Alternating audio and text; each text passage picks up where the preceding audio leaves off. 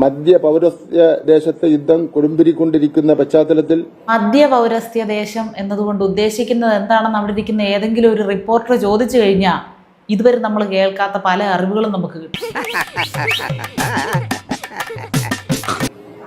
SSLC March 5 പരീക്ഷയും അടുത്തത് ഈ സാധനം, ഇതും ഞാൻ മുമ്പ് പറഞ്ഞിട്ടുണ്ട്.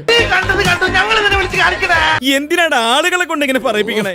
ഏതെങ്കിലും ഒരു അധ്യാപകര് അല്ലെങ്കിൽ വിവരമുള്ള ഏതെങ്കിലും ഒരു മനുഷ്യര് പഠനത്തെ സീരിയസ് ആയിട്ട് കാണുന്ന ഏതെങ്കിലും ഒരു കുട്ടി, അറിവ് നേടണമെന്ന് ആഗ്രഹിക്കുന്ന ഏതെങ്കിലും ഒരു വിദ്യാർത്ഥി പോലും ഇങ്ങനെ ചെയ്ത് നമ്മൾ കണ്ടിട്ടുണ്ടോ?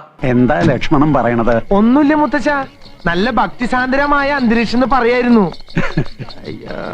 പള്ളിക്കൂടത്തിൽ പോകാത്ത ആളുകൾ പോലും പുസ്തകത്തെ ഇങ്ങനെ അധിക്ഷേപിക്കില്ല, അറിവിനെ ഇങ്ങനെ ആക്ഷേപിക്കില്ല. ഓരോ കുടം വെള്ളം വേണമെന്ന് തോന്നുന്നു അണ്ണൻ ഓരോ പേജും മറിക്കാൻ. മതി മതി മതി, പറയല്ലേ പറയല്ലേ, എന്താ മാധവ അത് വളരെ മോശം. കണ്ട് നിന്നിട്ട് നമുക്ക് ഛർദ്ദിക്കാൻ വരുന്നു. ഇക്കാര്യത്തിൽ പൊതുവിദ്യാഭ്യാസ വകുപ്പ് കുഞ്ഞുങ്ങൾക്കൊപ്പമുണ്ട്. ഇങ്ങനെ കുഞ്ഞുങ്ങൾക്കൊപ്പം ഉണ്ടാകുന്നതിലും ഭേദം ഒരു മൂലയ്ക്ക് കസരയിട്ട് മാറിയിരിക്കുന്നതാണ്. എന്തൊരു ഗതികേടാണ് എന്റെ ഈശ്വര. ഏത് സ്ഥാപനത്തിനും ചീത്തപ്പേരുണ്ടാക്കാൻ കച്ച കെട്ടി നടക്കുന്ന ചില ചെറ്റകളുണ്ടാവും, ഇവിടെയുണ്ട്.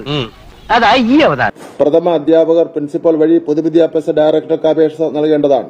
പരീക്ഷ എഴുതാൻ കഴിയാത്ത കുട്ടികൾ എത്രയും പെട്ടെന്ന് പ്രഥമ അധ്യാപകർ പ്രിൻസിപ്പാൾ വഴി പൊതുവിദ്യാഭ്യാസ ഡയറക്ടർക്ക് അപേക്ഷ കൊടുക്കണമെന്ന്. പ്രഥമ അധ്യാപകർ പ്രിൻസിപ്പാൾ, അതായത് പ്രഥമ അധ്യാപകർ അല്ലെങ്കിൽ പ്രിൻസിപ്പാൾ മുഖാന്തരം പൊതുവിദ്യാഭ്യാസ ഡയറക്ടർക്ക് അപേക്ഷ കൊടുക്കണം എന്നാണ് വിദ്യാഭ്യാസ മന്ത്രി പറയാൻ ശ്രമിക്കുന്നത്.